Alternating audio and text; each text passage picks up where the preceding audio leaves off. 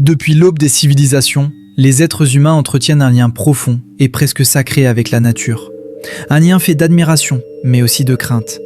C'est pourquoi, dans les mythologies du monde entier, les forêts, les montagnes et les terres sauvages sont peuplées de créatures inquiétantes, d'esprits anciens et de forces invisibles liées à la nature primordiale. Dans Chronique des Ombres, nous allons aujourd'hui lever le voile sur Liéchi, l'un des esprits les plus énigmatiques de la mythologie slave.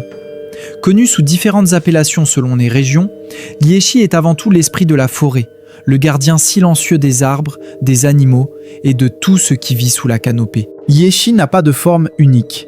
Être métamorphe, il peut adopter l'apparence de n'importe quel humain ou animal.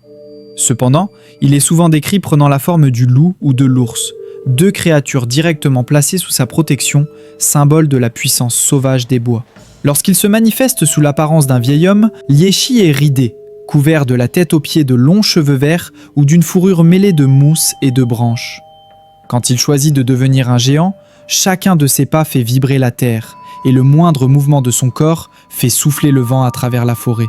Certaines légendes racontent que sa peau serait bleutée, aussi dure et rugueuse que l'écorce d'un arbre ancien. Créature rare et insaisissable, Liéchi se montre peu. Mais ceux qui s'aventurent trop loin dans les bois affirment pouvoir l'entendre. Un sifflement lointain, un rire étouffé ou un chant étrange dissimulé derrière les arbres, comme si la forêt elle-même murmurait. D'autres récits le décrivent comme un vieil homme imposant, doté de cornes et de sabots, ne projetant aucune ombre derrière lui, preuve qu'il n'appartient pas au monde des mortels. Certaines légendes racontent encore que Liéchi peut être aussi grand qu'une montagne lorsqu'il est au cœur de la forêt, mais rapetissé jusqu'à la taille d'un simple brin d'herbe lorsqu'il en sort. Comme tu peux le constater, les descriptions de Liéchi sont nombreuses et parfois contradictoires. Cela s'explique par le fait que cet esprit est présent dans de nombreuses régions d'Europe de l'Est, chacune ayant transmis sa propre vision à travers les siècles. Liéchi peut se montrer bienveillant ou profondément malveillant. Tout dépend de son humeur et surtout du comportement des humains qu'il croise. Ceux qui lui témoignent du respect peuvent recevoir des cadeaux ou une protection invisible. Mais le plus souvent, Liéchi est décrit comme un esprit malicieux, trompeur et dangereux. Une ancienne légende russe raconte qu'un berger devait offrir chaque année une de ses vaches à Liéchi.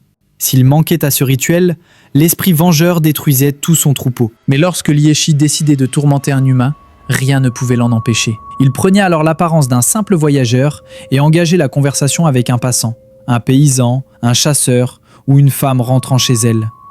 La discussion se poursuivait jusqu'à ce que la victime réalise soudain qu'elle se trouvait perdue, au cœur d'un marais, d'une rivière ou d'un ravin.